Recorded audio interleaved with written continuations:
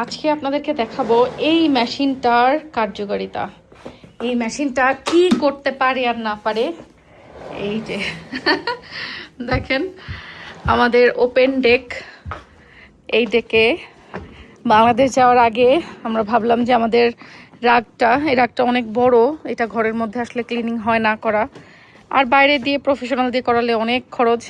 এই জন্য আপনাদের ভাইয়া হচ্ছে দায়িত্ব নিয়ে নিচ্ছে যে আজকে অনেক রোদ পড়ছে, সো এই রোদে আজকে আমাদের ঘরের ক্লিনিংয়ের কাজ হয়েছে। মানে গোছানো হয় না এখনো, জাস্ট আমরা ক্লিনিংটা ডান করছি। তো আমাদের বাইফোল্ডটা এখানে খুলে দিলে সুন্দর ওপেন হয়ে যায়।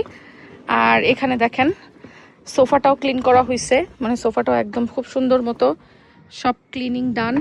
বাচ্চাদের ঘর তো আসলে সোফা টোফা বাচ্চারা অনেক নোংরা করে ফেলে, মানে এত পরিমাণ নোংরা বাচ্চারা করে যে এটা আসলে মাসে মাসে চাইলে ক্লিনিং করা দরকার, কিন্তু সেভাবে তো সম্ভব না। তো মোটামুটি ক্লিনিং হয়েছে, যাতে বছর খানিক যায় আবার আগামী বছর ইনশাল্লাহ। তো প্রতি বছর ঘরের মধ্যে আসলে ক্লিন করা হয় ওই মেশিনটা দিয়ে, তো সেক্ষেত্রে শুকাইতে অনেক কষ্ট হয় ঘরে। আর এবছর তো আপনাদের ভাইয়াই যে ওপেন ডেক করে আমাদের যে কোনো জিনিস শুকানো টোকানো অনেক ইজি হয়েছে।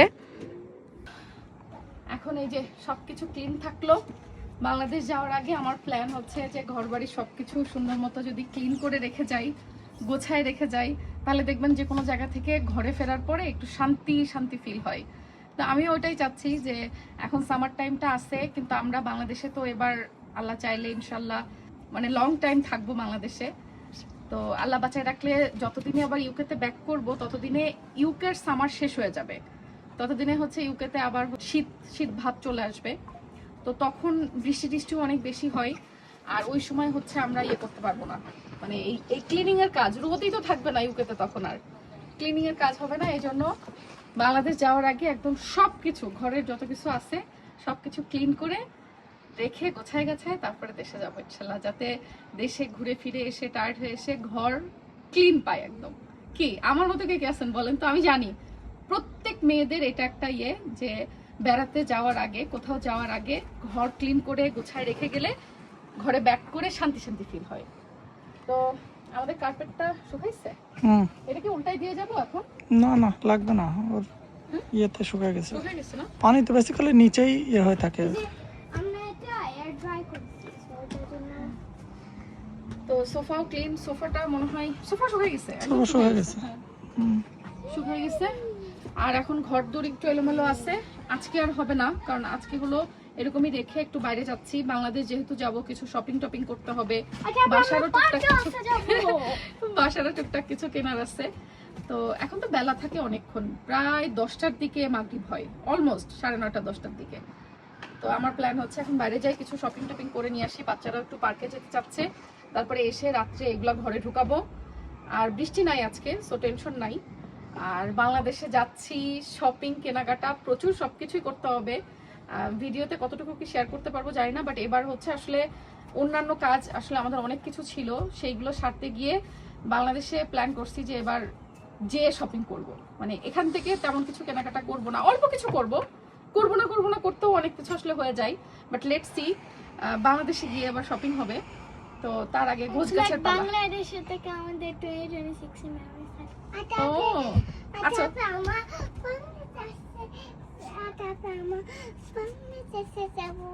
তারপরে আমরা বাংলাদেশে যাব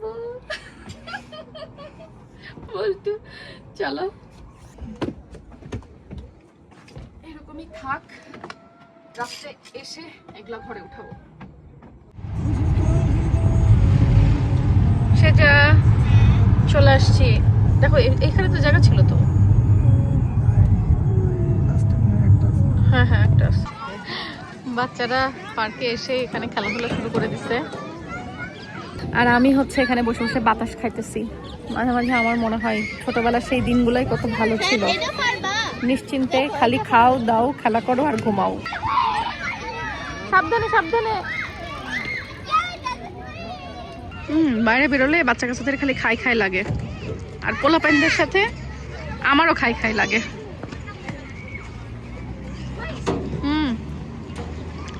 যাও দেখে ইয়ামি নাও, সেটা নাও। look at my phone. A big man. সেজা দি ট্রি ম্যান, ট্রি গার্ল। তুমি গাছে চড়া শিখতে চাও? হ্যাঁ। তুমি জানো তোমার মাম্মি কত গাছে চড়তো? আমার নানু বাড়িতে, ইভেন আমার দাদু বাড়িতেও অনেক গাছ ছিল। আমি গাছে চড়তে খুব পছন্দ করতাম। হ্যাঁ, আমি মনে করছি আমার দাদু বাড়িতে একটা জাম গাছ ছিল, একটা জামরুল গাছ ছিল। আমি যখন এই জাম গাছে আর জামরুল গাছের ফল হইতো, ফল খাইতাম গাছে বসে, বুঝছো? গাছে উঠে পারতাম আর খাইতাম। তুমি কিভাবে ক্লাইম্ব করো? ক্লাইম্ব ছোটবেলা থেকে ওই শিখে গেছিলাম, মানে করতে করতে শিখছি, মানে আলাদা কোনো ভাবে শেখা না। ক্রেজি। আমি পারি। এই গাছে ওঠা তোমার কাছে ক্রেজি মনে হয়? কারণ তুমি তো এইভাবে আসলে সুযোগ পাওনি, বাট আমরা অনেক সুযোগ পাইছি গাছে ওঠার। আমাদের চারিদিকে শুধু গাছ আর গাছ, গাছগাছালি এগুলাই ছিল। তো আমাদের ছোটবেলা থেকে ওইভাবে বড় হওয়া, খেলাধুলা করা, ওই খেলতে খেলতেই শিখে গেছিলাম। তো আমি এই গাছে খেলবো আর তারপরে শিখে পারবো? হ্যাঁ, গাছে খেলবা, শিখে ফেলবা। সাবধানে বাবা, সাবধানে, কেয়ারফুল। ওকে। আমরা এখন আসছি হচ্ছে টেস্কোতে। এবার কিছু কেনাকাটা করব। পোলাপান পার্কে একটু ঘুরলো। সিয়ারার জন্য ন্যাপি নিয়ে নিচ্ছি, বাংলাদেশে যাব তো ওর জন্য এখান থেকে নিয়ে যাব ন্যাপি। এগুলা ট্রাই করে যাও? কি এগুলা খেতে চাও? এগুলো তো ছোট বাচ্চাদের, মা।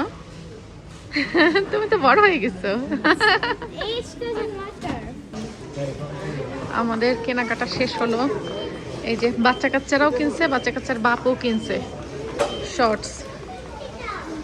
আর আমরা বাংলাদেশে নিয়ে যাব দেখে কিছু চকলেটস নিছি, সিয়ারার ডাইপার নিছি বেশি করে, আর টুকটাক কিছু জিনিসপত্র এখানে সব নেওয়া হয়েছে।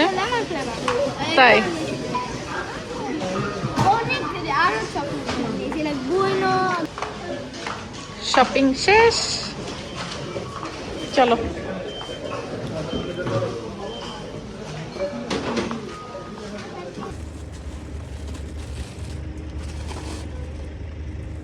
সবাই আমি হচ্ছে এক্সপেক্ট করছিলাম এটা খালি এখানে এই যে টেস্ট করতে যায় একটা ছোট 10 মিনিট একটা শপিং পুরা পুরো 1 hour লেগেছে। হ্যাঁ মনে হয় এখন বাজে 11:10।